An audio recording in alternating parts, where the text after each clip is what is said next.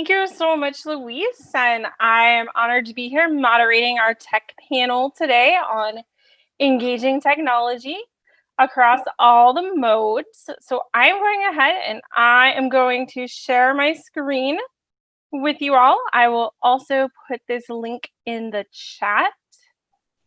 So let me just put this up here for you all. Make this nice and big so everybody can get onto our Padlet. And of course, that would be covering it. Awesome. Of course, the Zoom screen would do that. So it's okay. I will throw that in the chat right now. That's my own design problem that I did not look at that ahead of time. So no worries, my friends. But if you have your phone, just scan it. If not, I'm putting that right in the chat. And I'll just do it the small size. So there you go. We gotcha. And in the chat, here it comes. There you go, everybody. So it's bit.ly, GWATFL, all capital letters, ed tech, and ed, capital E on the capital E, lowercase d, capital T on tech. And this will guide you to our Padlet where we are collecting our resources across the modes. So I will just kind of give you a little tour so you know what is there. And then we will jump into our panel and our introductions. So we do have our tech tools for the interpretive mode, for the interpersonal mode, for presentational mode, technology resources in general. So there's lots of general resources there for you all.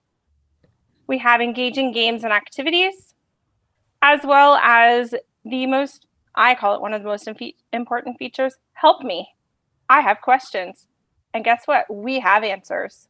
So if you have any questions, you can put them there. But during our presentation and our panel today, please engage with us using the Q&A feature in Zoom. So it's down at the bottom of your screen. And it looks like two little speech bubbles. It says Q&A. So please share out your questions there.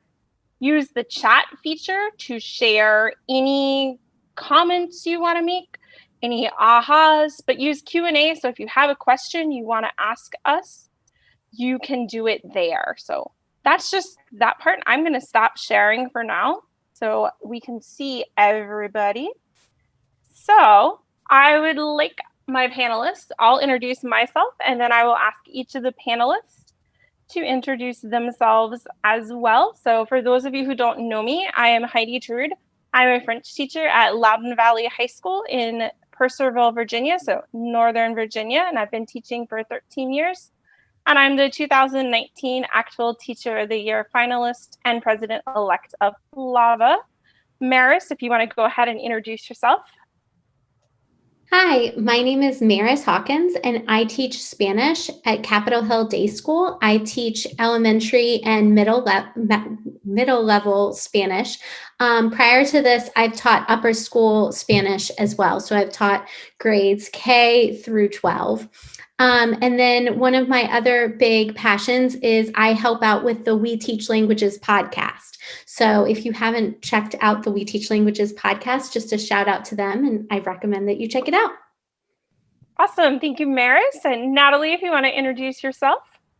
Hi, everyone. I am Natalie Ettzevoglou, and I am a French high school teacher in Alpharetta, Georgia. I've been doing public school teaching for the last 8 years, but I have predominantly taught at the college level. And I've been doing French 1, 2, 3 and IB language teaching. And I'm going to give a shout out to IALT, which is my organization. And they're just really awesome. So check them out, please.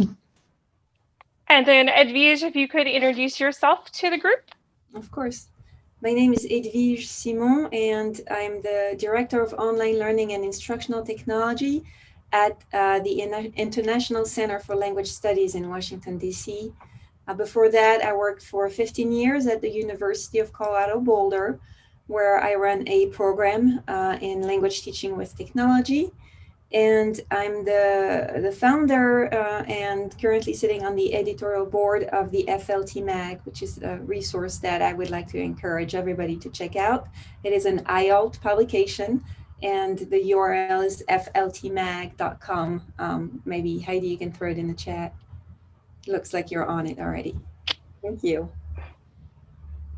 All right. Thank you. And for just again, thank you so much for all of you for being here. And I'm going to start us off with our first question.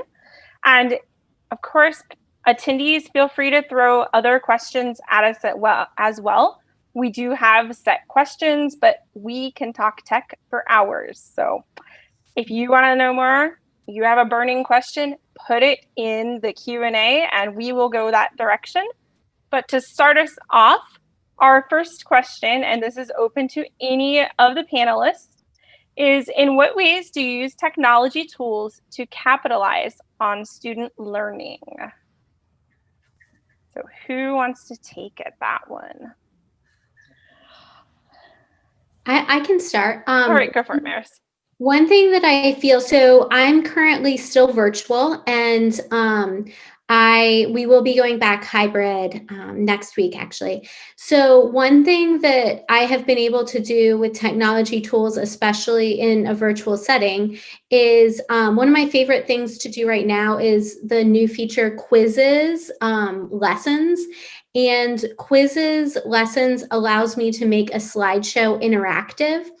And it has been a great way with both elementary and middle school students to use that as a formative assessment. I found that sometimes, especially even more so in virtual learning, instead of the classroom, some of my students are a lot more hesitant to participate. However, with quizzes, it allows them to all sign in. I can make it anonymous by doing by having them just create random names. And then I can see what my students are understanding, and I can have them all participating, even if they're uncomfortable in sharing out loud. So that's one way that, especially in this virtual setting, I've been able to make sure that my students are understanding. Awesome. Natalie, you want to chime in? Sure. I'll kind of follow that up. I totally agree with that. And I think one of the most important words that we have today is trying to keep our sense of normalcy in this very bizarre environment that we are. So I am, in fact, teaching simultaneous. So I have some students in the classroom and I have most of them virtual. So pre-COVID, my students and I were used to doing all kinds of, games and like quizzes. I definitely love quizzes. And Gimkit and Kahoot and, all the fun Gen Z games that they love. And so they were so used to doing that and acclimated to those platforms that having the ability to still continue to do those with the students is still providing them with a sense of, well, this is what I was used to doing. So nothing has really changed as far as the delivery is concerned, and being able to use this technology to cater to still providing them with that fun sense, the entertainment sense, and just keeping things light and just doing what we can given our situation. Awesome. Thank you, Natalie. Edwige, is there anything you'd like to chime in on this one? I took the question, I understood the question slightly differently, so I'll give you, my answer. What I like to do to capitalize on students' learning and to also capitalize on the products that students develop when we do digital storytelling projects or even essays, is to kind of reuse these products in the lower levels with students who are less advanced. I feel like it's a great way to save time. And it's also a great way to encourage students, to show them this is what you'll be able to produce in a year from now. So that's how I understood the idea of capitalizing on students' learning. Awesome. And for me, I'll answer it as well. So for me, to capitalize on my students' learning, I feel it's important that we amplify student voice and choice every day in our classrooms. Now more so than ever, I'm also 100% virtual and won't be going back to the classroom until they said at least mid-January, but we still don't even know if that will happen. So for me, I teach dots on a screen. I teach little boxes. I sometimes see their faces. I sometimes don't. So for me to use technology in a way where I can leverage that power that I am still seeing my students and hearing from them with tools such as FlipGrid is amazing for that. Using Pear to engage my students, giving them that safe space where I can see their responses, but knowing that their classmates won't see their answers unless I show them or show their name. I've also I'm on the Jamboard wave right now, and that has been amazing, getting the engagement going where I put them in their breakout rooms. And then within the Jamboard, the students, I can watch in real time and see that group one, there's nothing happening on their jam. I better get in that room and see what's going on, where group 5 has completely filled up their board and is starting another board. So I use the tools to relate back to what my task is, and it all goes back to what do I want? It's like what Paul said this morning. What do we want our learners to know? What is our end goal? How are we going to get them there? What's our roadmap? So just using the tools that I know will work to get us to that roadmap really helps me to hear from everyone. So I see we do have some questions coming in. And before we jump to one of mine, we're going to go back because this piggybacks off of what Maris said. And you have a question, Maris, and the attendee would like to know, what are similarities or advantages between quizzes, lessons, and Pear Deck? So they are pretty similar. I'd say quizzes lessons is a bit more limited in the fact that my students cannot draw, whereas we do have the Pear Deck premium, and so my students can draw and do draggables. However, I found with my younger students that there is a timer, and that helps kind of move the lesson along. Sometimes I felt like sometimes with some of my Pear Deck lessons that it would drag a little more. So that's why I've started to use it more, especially in the elementary classroom. And then I still love to use Pear Deck on a lot of times on my asynchronous days. So my students I can do student paced and my students can fill that out. And it does give me, Pear Deck does give a little more options than quizzes lessons. But if you haven't done quizzes lessons, it has a multiple choice, it has open-ended, it has polls. Those are some of them that I remember off the top of my head. But. Awesome. All right. I don't see other questions coming in yet from our attendees, but don't be shy, folks. Share anything, any questions you have, but we have plenty to keep us going. So we're going to move right along to our next question. And I know a lot of us, we've mentioned how we're using all these tools, but probably a burning question people have is, how do we choose the right tools? And how do we know what tool to use in our classroom? So basically kind of how we decide what tool to use so we know we're meeting our learning targets and our objectives. So if anyone wants to jump in on that one. I can start on that one. All right, Natalie, go for it. Okay, so my district is Microsoft Teams for this particular year. So my choices are somewhat limited because we were told from the onset that we can only use various tools that are within the Microsoft Teams platform, but also that we are also not allowed to ask our students to sign up and create different accounts for a million different platforms. So that narrowed it down pretty quickly for me, and I'm used to doing all kinds of stuff. So for me this year, our district does have the premium level of Nearpod, which is it's similar to Pear Deck, and that tends to be the conversation of comparing Nearpod with Pear Deck, and both are really awesome, but I can only use Nearpod.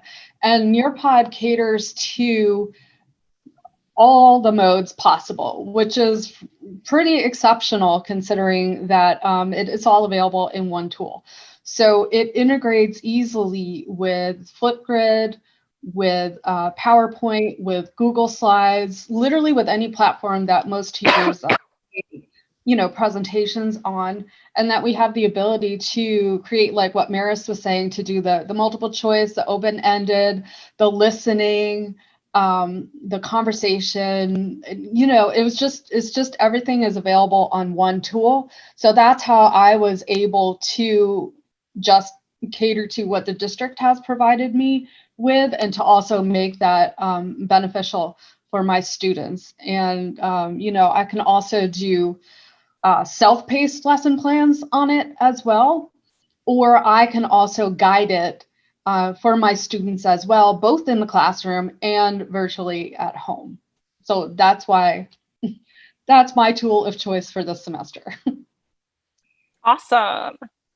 Anyone else want to chime in on that one? I see we do have another question that's come in the chat too, but I'll just add my 2 cents here in terms of selecting tools. Like everybody, we always start by looking at what we can do for free with those tools. A lot of tools have different levels of licensing, and sometimes it's a great tool, but you can use it 3 times and then you can't use it anymore. And so I don't think it's a good way to spend our time learning something new. And then another element that's really important to me is, what are the many different things that I can do with this tool? I don't think we want to throw a different tool at our students every day. And so even before actually using a new tool, I like to think about, well, do I already know, and do my students already know a tool that I can use, that they're already familiar with, that I could use to do the same thing? So these are maybe some more practical considerations. absolutely, Edwige. And Maris, do you have anything you want to add?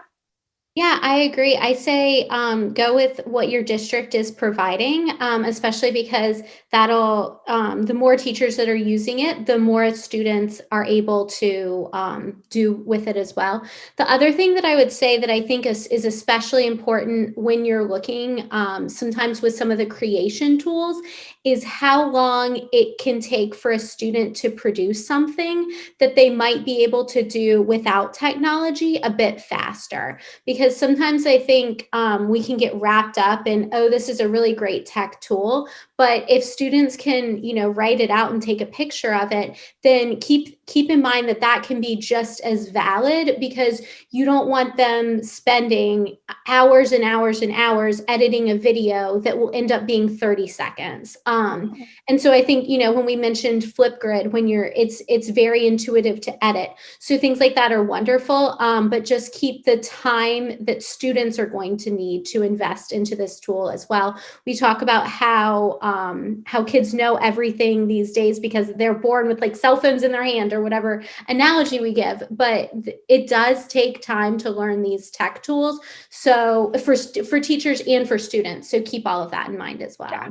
Absolutely. What a great point there, Maris. And I do that myself too. It's like there's so many tools out there, but I think what is easy for the students to learn, what's not going to be overbearing for them. And yeah, I know a lot of tech tools, but I just keep my top 2 or 3 that I use regularly with the kids. Don't feel you have to be a master of every tool.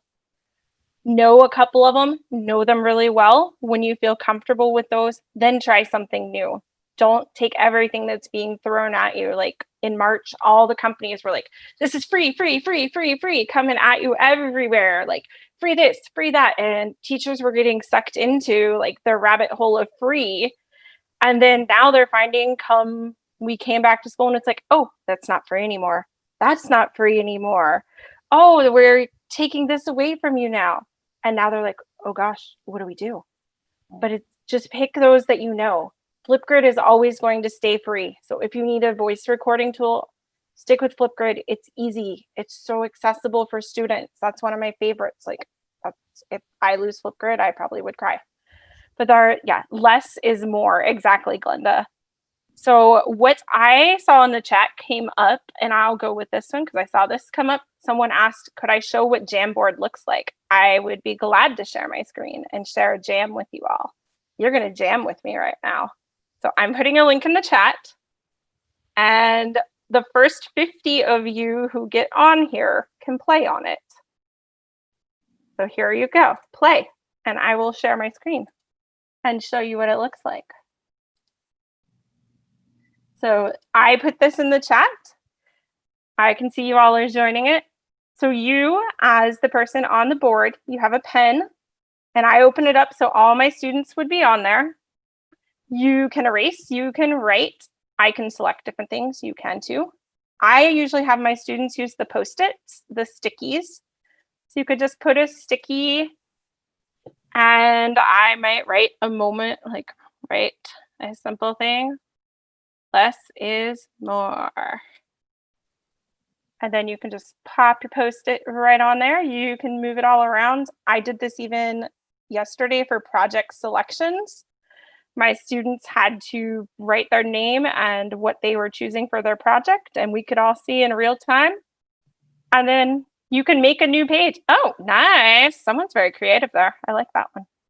But you can create a new page. I can also go here when people's names start moving. There we go.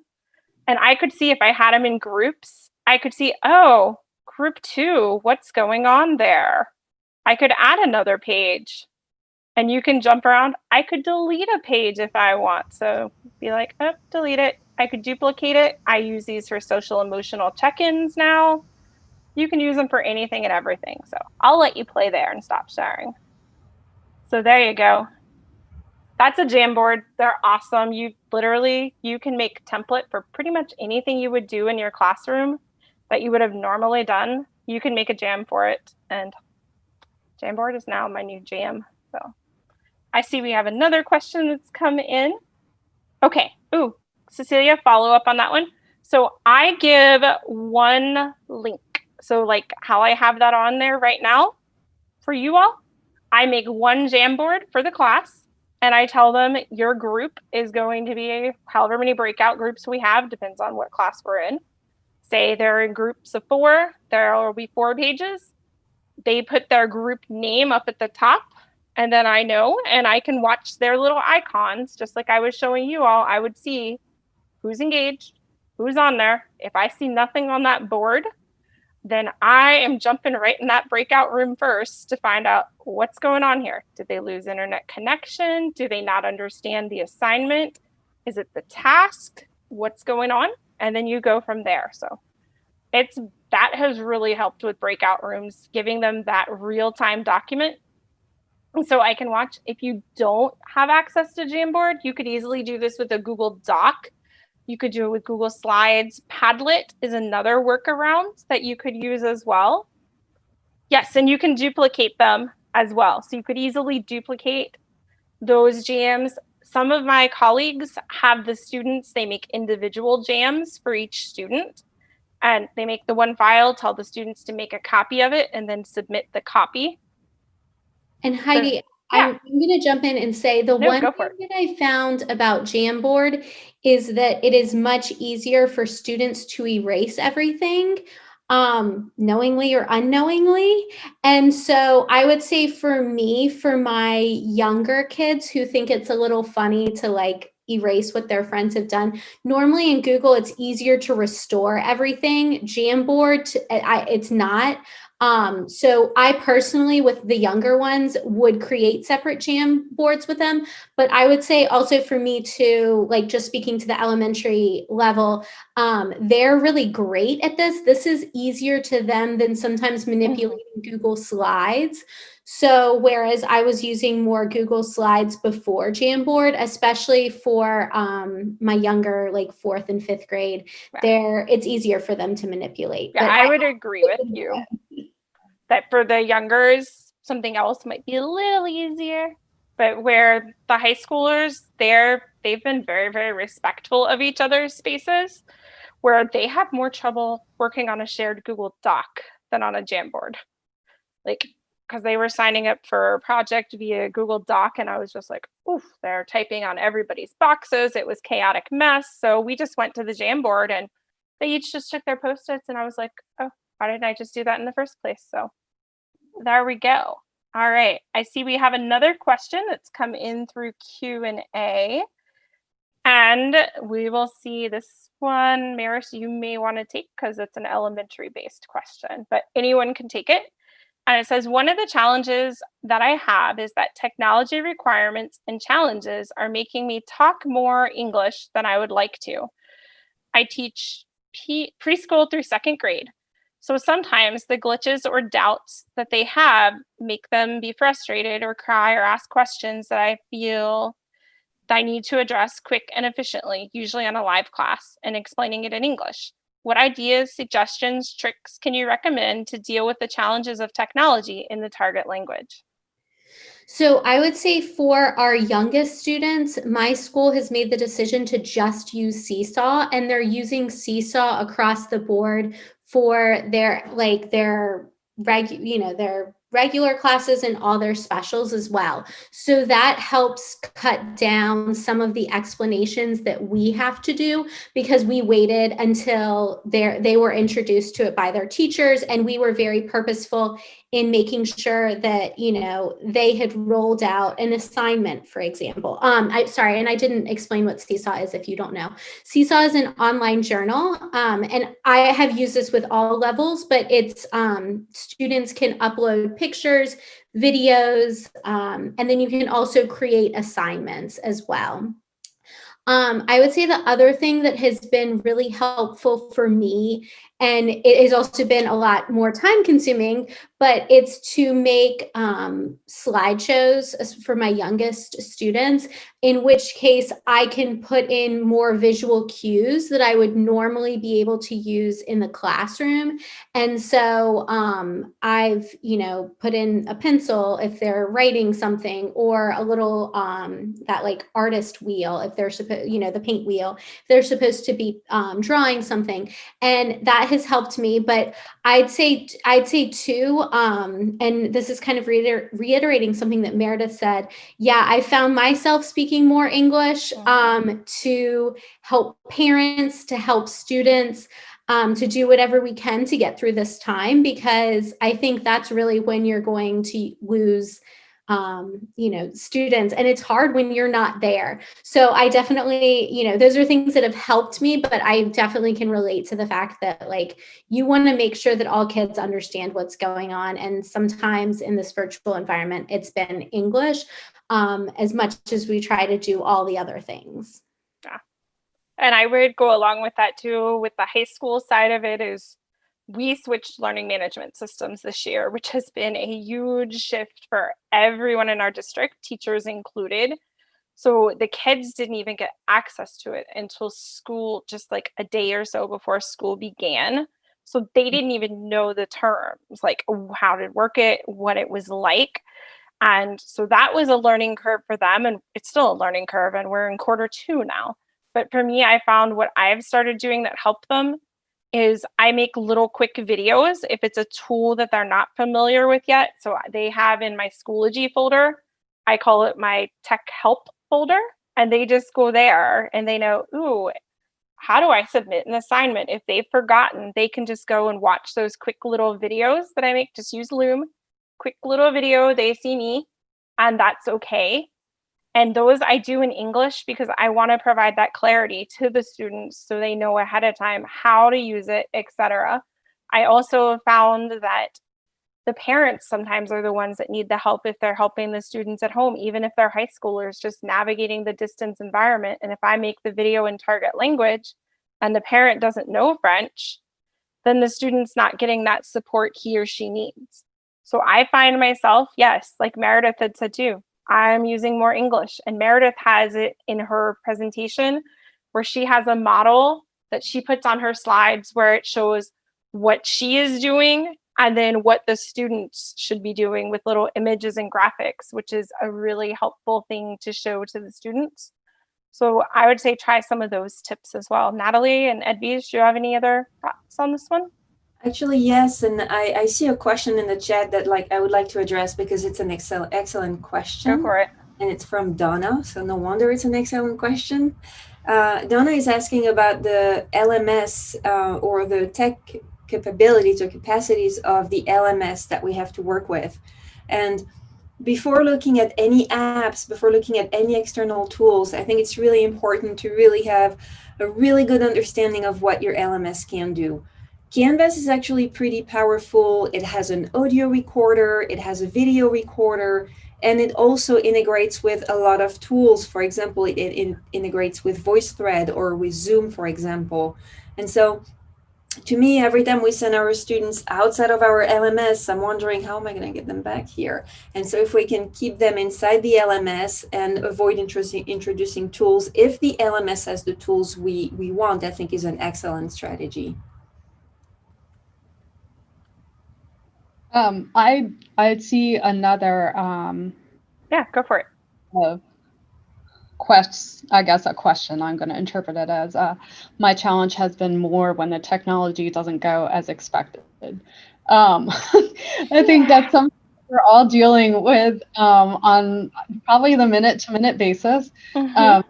As like we're struggling with connectivity issues all the time because we really don't know what our students have, what they don't have. I mean, we can try to make that effort, but we all know that it is just not, it's just not equitable across the entire district.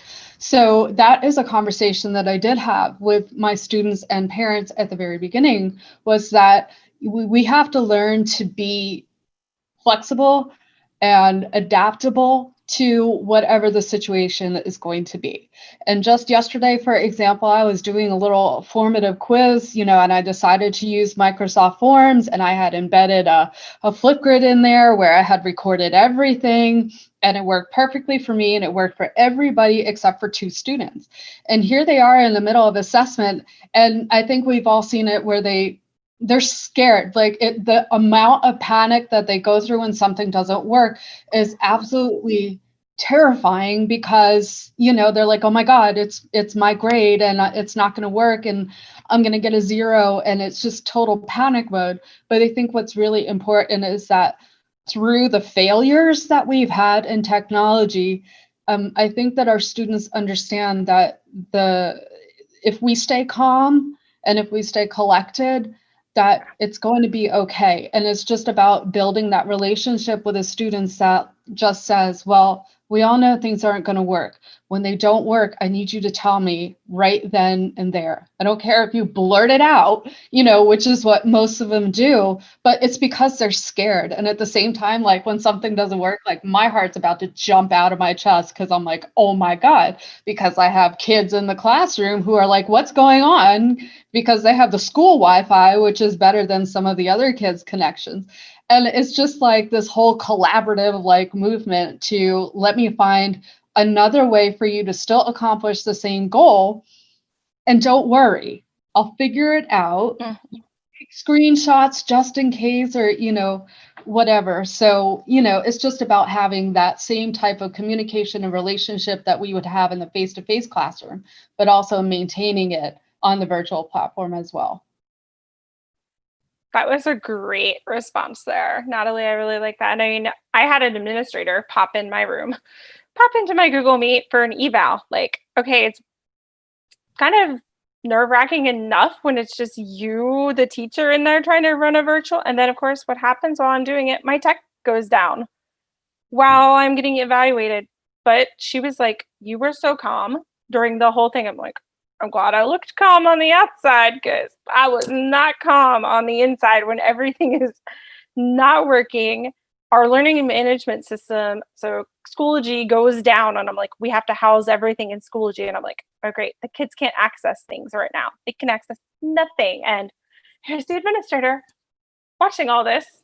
But thankfully, I keep everything still in Google as well. So I just put my links up there, and that was my saving grace, is just being able to share links really fast. Even if you might be panicked, like on the inside, don't let it show on the outside to the kids, because they're going to pick up on it as well. And especially in this environment, if we can keep them, I always say it's connection before content, and just keeping my kids and their needs taken care of, and we go from there. So it looks like we're getting several good questions coming in now. Awesome. All right, so we're going to take this question is coming in. It says, can we recommend our top 3 digital resources that any world language teacher could use in the classroom? So your top 3. Who wants to start first, or just pick your top tool?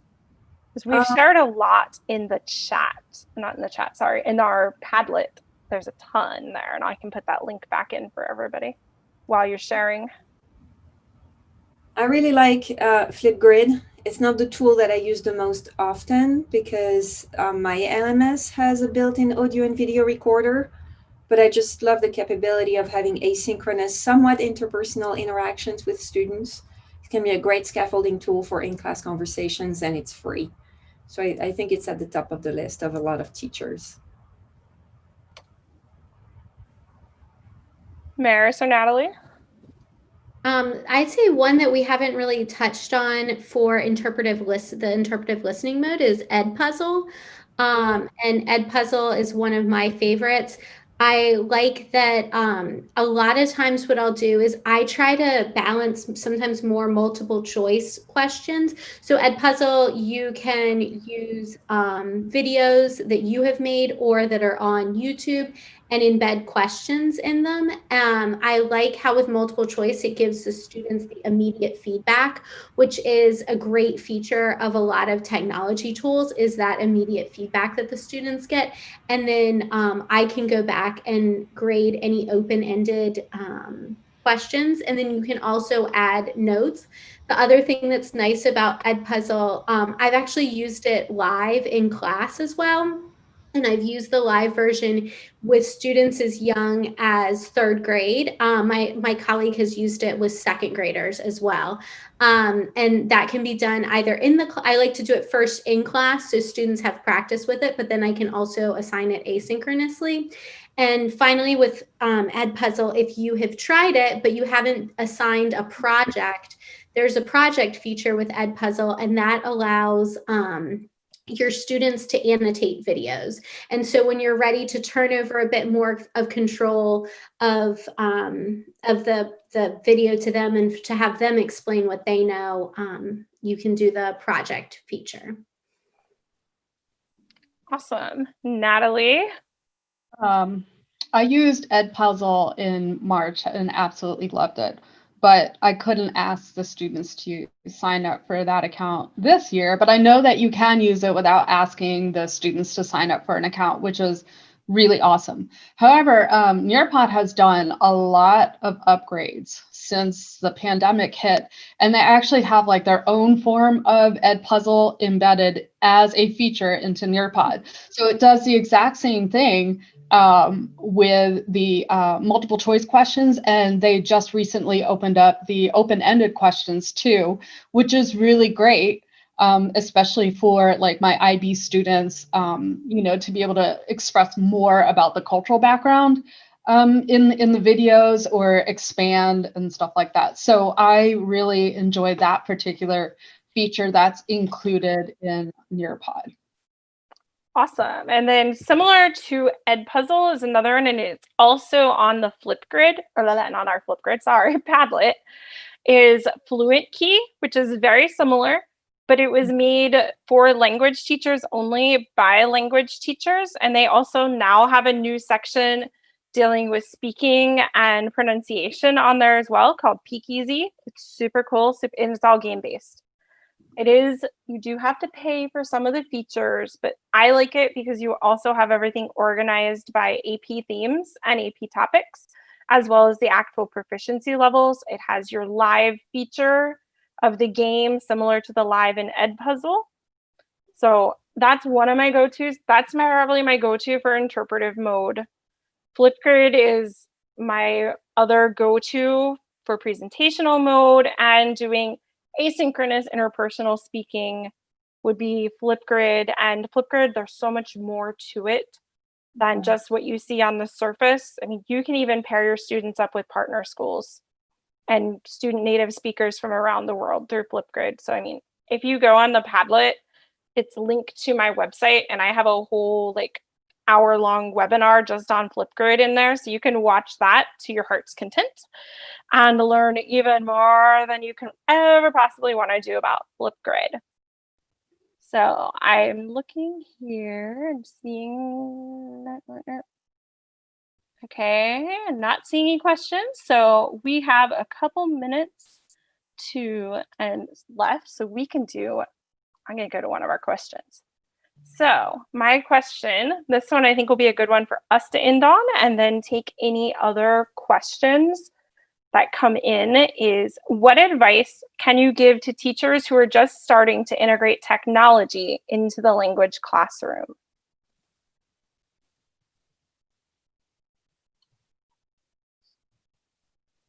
So who wants to jump on that one?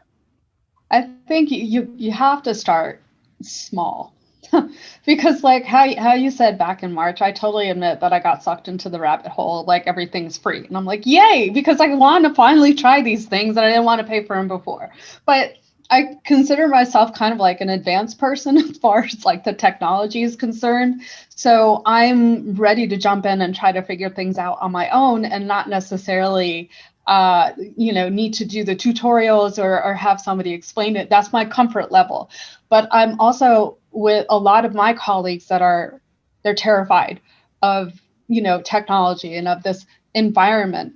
And so I have done a lot of trainings with my colleagues, more so on this year we have to use Microsoft Teams. So I'm going to create a tutorial for you on the simple functions of what you can do in order to maintain certain activities that you were used to do with your students, and also activities that students are also used to doing with you, so that you create a balance in the expectation levels, and also being able to maintain the objectives and the goals that you need to accomplish across the board. So start simple. Take one tool, or maybe at most two, and get to know those really, really well inside out, and start to build your comfort level first. Because if you look at everything that's out there, first of all, it may not even meet your objectives. Mm-hmm. So there's no point in using those anyways. Just put those somewhere else for later when you have time, whenever that is, never. And just start small. That's my advice. And then ask for help. There's always like that one person or a few people in your school building, no matter what level, or even in higher ed, that has a better grasp on what's going on, and talk to each other and collaborate and share ideas in your department, in your schools. It doesn't necessarily have to be within the world language department, for example, but you can go and reach out to everybody in your school who's willing to help you. And we always have a team like that. So ask for help when you need it. Great advice, Natalie. Maris, Edwige, anything you'd like to add on?